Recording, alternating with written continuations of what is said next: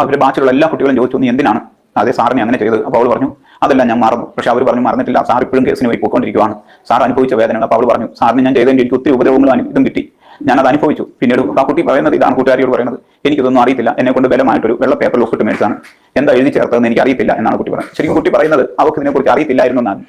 അങ്ങനെ കൂട്ടുകാരികളോട് പറഞ്ഞു ഈ കൂട്ടുകാരികൾ ഇപ്പോഴും മഹാരാഷ്ട്രയിൽ ജോലി ചെയ്യുന്നുണ്ട്, അവരെന്നെ വിളിക്കാറുണ്ട്. അപ്പോൾ അവരാണ് എന്നോട് പറഞ്ഞത് അവർക്ക് സാറിനോട് ക്ഷമ പറയണം. ഞാൻ പറഞ്ഞു ക്ഷമ പറയുന്നതല്ല, അതിനു മുമ്പ് കോടതിയിൽ ഇതുവരെയും കേസ് തീർന്നിട്ടില്ല.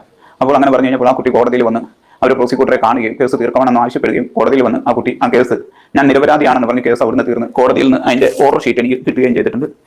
ജനുവരി 30. 1000 അപരാധികൾ രക്ഷപ്പെട്ടാലും ഒരു നിരപരാധി പോലും ശിക്ഷിക്കപ്പെടാൻ പാടില്ല എന്നുള്ള നമ്മുടെ നീതിന്യായ വ്യവസ്ഥയിലെ ഈ പ്രഖ്യാപിത ലക്ഷ്യം അല്ലെങ്കിൽ ഈ മോട്ടോ നമ്മൾ എവിടെയും ഉപയോഗിക്കുന്ന ഒന്നാണ് ഗൈസ്. ഇവിടെ ഈ നിയമത്തിന്റെ ഈ പ്രഖ്യാപിത ലക്ഷ്യത്തിന്റെ ലംഘനം ഉണ്ടായിരിക്കുന്നു എന്നുള്ളതാണ് ഏറ്റവും പ്രധാനപ്പെട്ട കാര്യം.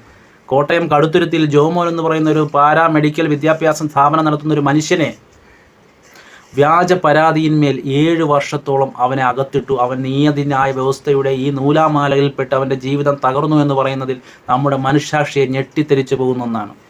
ഒരു കുട്ടി കൊടുക്കുന്ന ബ്ലാങ്ക് പേപ്പറിൽ എഴുതി കൊടുത്ത് ഒരു ഉദ്യോഗസ്ഥൻ നടത്തിയ ഈ കൊടും ചതിയിൽ ആ മനുഷ്യൻ ആത്മഹത്യയുടെ വക്കിൽ വരെ എത്തിയെന്നും അതിനുശേഷം അദ്ദേഹം എന്തോ എൻ്റെ കുട്ടികളുടെ മുഖമോർത്ത കൊണ്ട് മാത്രമാണ് ആത്മഹത്യ ചെയ്യാതിരുന്നെന്ന് പറഞ്ഞ ഈ ജോമോൻ്റെ ഈ കഥ മനുഷ്യ മനസാക്ഷിയെ ഞെട്ടിക്കുന്ന ഒന്നാണ്. നമ്മുടെ നീതിന്യായ വ്യവസ്ഥ അറിഞ്ഞോ അറിയാതെയോ അല്ലെങ്കിൽ അതിൻ്റെ പ്രവർത്തനത്തിനും അതിൻ്റെ നടത്തിപ്പുകാർക്കും സംഭവിച്ച ഈ പിഴവിൽ അറിഞ്ഞോ അറിയാതെയോ പ്രതിക്കൂട്ടിൽ സ്വയം നിൽക്കുന്ന ഈ കേസ് അവിടെ പഠിച്ചിരുന്നു.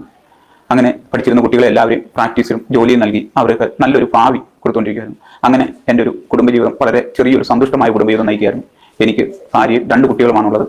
എൻ്റെ മൂത്ത പെൺകുട്ടി 2ാം ക്ലാസ്സിലും രണ്ടാമത്തെ കുട്ടി കൊച്ചുകുട്ടി 7 മാസം പ്രായവും ഉണ്ടായിരുന്നു. അങ്ങനെ ഇരിക്കെ 2017 എനിക്കൊരു കോൾ വരികയും എനിക്ക് ഒരു വ്യക്തി എന്നെ ഫോൺ വിളിച്ചിട്ട് പറയുന്നു ജോമോൻ കൊണ്ടുപോകുന്ന കുട്ടികളെല്ലാം പീഡിപ്പിക്കുന്നു, ഉപദ്രവിക്കുന്നു, അപ്പം ആ കേസ് തീർക്കണമെങ്കിൽ എനിക്ക് 5 ലക്ഷം രൂപ തരണം എന്നോട് ആവശ്യപ്പെടുന്നു. അപ്പം അങ്ങനെ പറഞ്ഞത് ഞാൻ ഓൾറെഡി അത് റെക്കോർഡ് ചെയ്ത് ഇന്നും അതിൻ്റെ CD-യിലായിട്ട് ഞാൻ സൂക്ഷിച്ച് വെച്ചിട്ടുണ്ട്.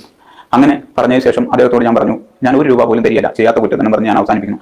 7 വർഷക്കാലം ഒരു സാധാരണ മനുഷ്യനെ കേസിൻ്റെ പേരിൽ അല്ല എങ്കിൽ വ്യാജ പരാതിയുടെ പേരിൽ അകത്തിട്ടുകയും അയാളുടെ സമ്പത്തും അയാളുടെ ജീവനും ജീവിതവും ജീവിത സാഹചര്യങ്ങളും എല്ലാം നശിപ്പിച്ച ഒരു വ്യാജ പരാതി. അതിനുശേഷം 7 വർഷങ്ങൾക്ക് ശേഷം അതേ വിറ്റ്നസ് തന്നെ അതിനിരയാക്കി തന്നെ ഇരയായ ആ ഒരു കുട്ടി ഒന്നിച്ചും പറയുകയാണ് ഇതൊരു വ്യാജ പരാതിയാണ്, ഞാനൊരു ബ്ലാങ്ക് പേപ്പറിൽ ഒപ്പിട്ട് കൊടുത്തതിൻ്റെ അടിസ്ഥാനത്തിലാണ് ഇങ്ങനെ ഒരു കേസ് ഉണ്ടായതെന്നാണ് ഇപ്പോൾ പ്രഖ്യാപിച്ചിരിക്കുന്നത്.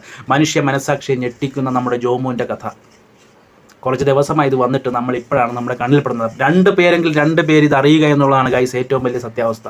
ഇവിടെ നമ്മൾ പുരുഷ കമ്മീഷനെ എന്തിൻ്റെ അടിസ്ഥാനത്തിലാണെന്നൊക്കെ ചോദിക്കുന്നവർക്ക് ഉത്തമമായൊരു മറുപടിയാണ് ഇൻ ദ കേസ്.